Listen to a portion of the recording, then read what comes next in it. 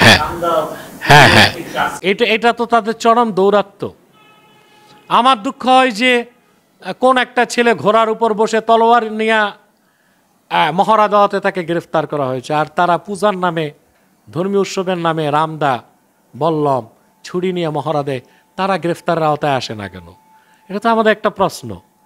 আর সবচেয়ে বড় কথা হচ্ছে যে হিন্দু কোনো ধর্ম না, হিন্দু পণ্ডিতরাই বলে এটা একটা কালচার, একটা সংস্কৃতি। এই হিন্দুদেরকে মূলত উগ্রবাদী বানাচ্ছে ইসকন এই কাজটা করতেছে রাজনৈতিক ফায়দা হাসিল করার জন্য। আরএসএস, ভারতের যে আরএসএস, রাষ্ট্রীয় সেবা সংঘ, তারাই বিজেপিকে ক্ষমতায় আনছে, তারাই ইসকনকে পরিচালনা করতেছে।